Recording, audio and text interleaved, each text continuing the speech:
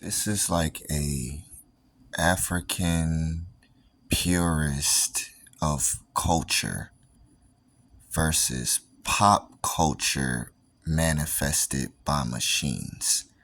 Because if you've been looking on the internet at the descriptions and breakdowns of Euphoria and now 616 in LA from Kendrick Lamar has officially reached the next level of what it means to be a hip hop artist. Hip hop artist, as we know it, is African culture in poetic form. It is also a response to systematic oppression in poetic form. In all the ways you could think about it, from how you design cover art, to how you produce the actual music, to how your message is supposed to be. We forgot about messages in hip hop. That's the biggest thing I'm getting from all of this. We forgot about the messages in hip hop. He's doing more than dissing Drake. He's not just dissing Drake. He's dissing the industry and how it stands. Drake represents one of the biggest faces in it. Kendrick represents the person who opposes that. Y'all have given the most ammunition to a conscious rapper. He's beyond obviously a rapper, a philanthropist. He's a Pulitzer Prize winning writer, meaning the world is paying attention to Kendrick Lamar and his art differently than other artists. He is not like, it's ironic that the way that Drake talks about himself being compared to Michael Jackson, that's how the rest of the world is looking at Kendrick's art. Not talking about fame, fortune, or none of that BS that don't matter at the end of the day anyway. Y'all remember the guns and butter conversation? I mentioned this in another video.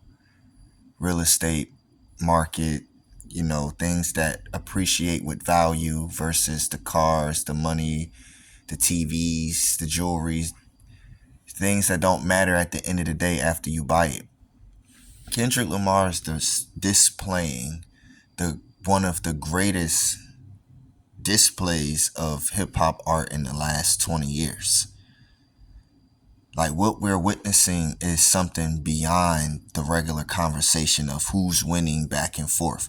I know the regular fans are going to look at this as, y'all fans just be reaching for how deep things are, and he's purposely putting gloves of the O.J. Simpson trial on cover arts.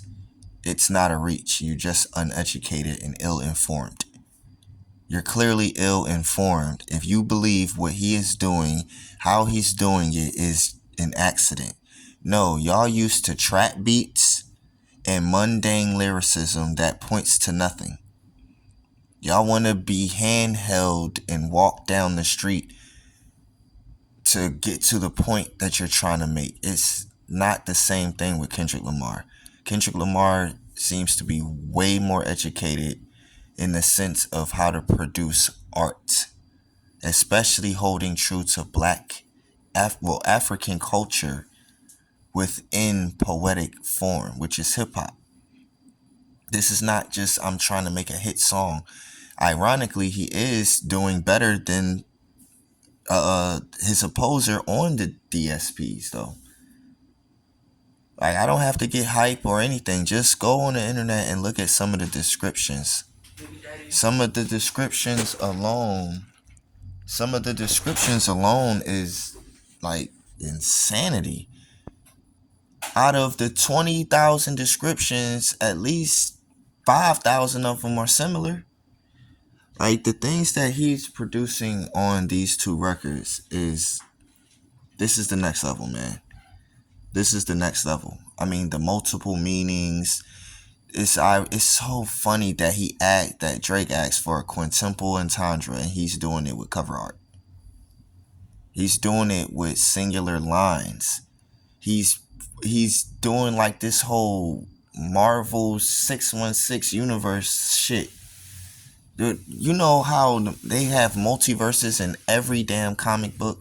It's like he's forming an album but releasing it song by song, and all of it relates to his point on him versus the pop culture industry.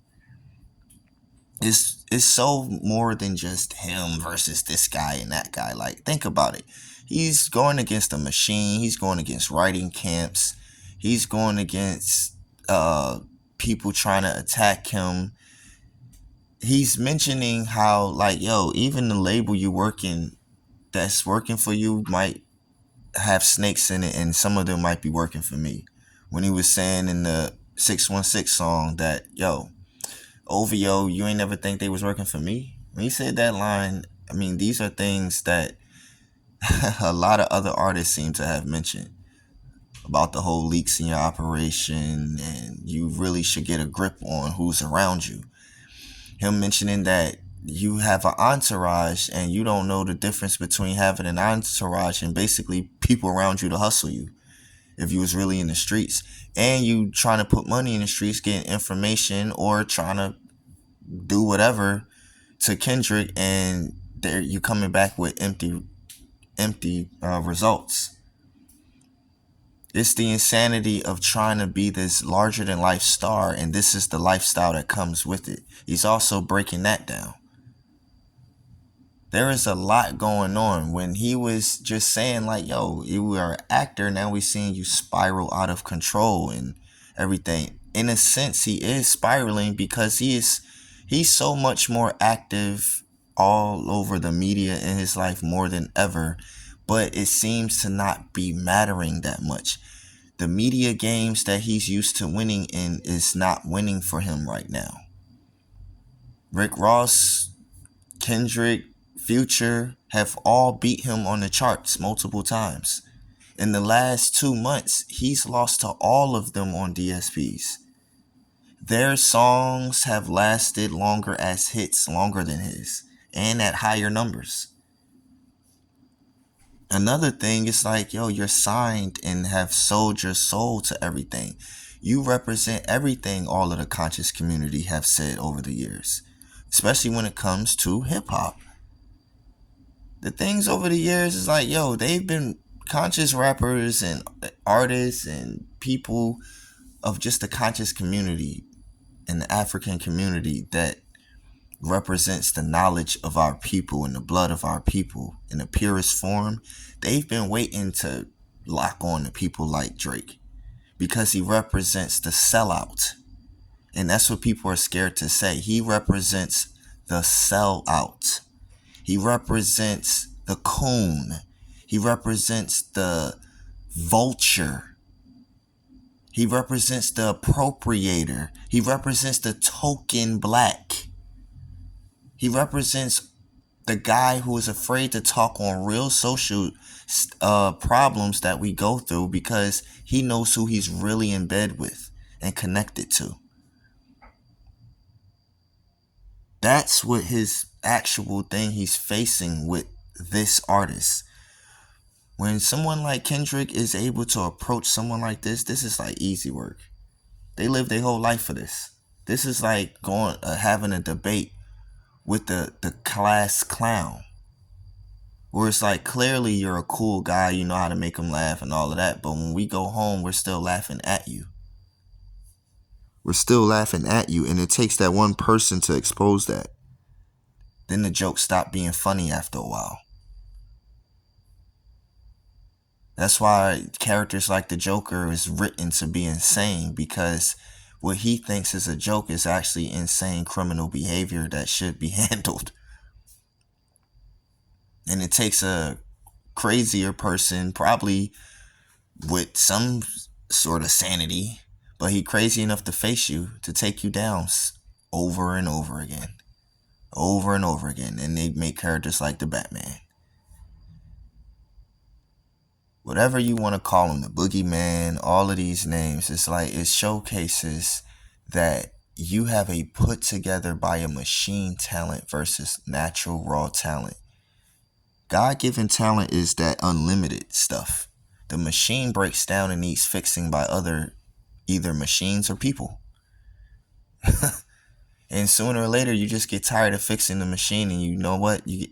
It's over with, and it seems like that's what's going on with him. The industry is tired of him. The people around him are tired of him. He's not returning what he needs to return properly. And now they want to find a way to, at his weakest point, expose him. And they got the right person to do it with. He just so happened to be that creative, that artistic, that well liked, that much global notoriety, that much of a genius in writing that it's undeniable to say that he is beyond winning this. There ain't no, it's virtually nothing that you could come out with unless you address all of it. You gotta not only rap better, but you gotta address it and diss him. You really wanna go through all of that just for status? Your career might be over, especially once this daylight stuff starts really surfacing. Euphoria 616. This is the mind of Amill.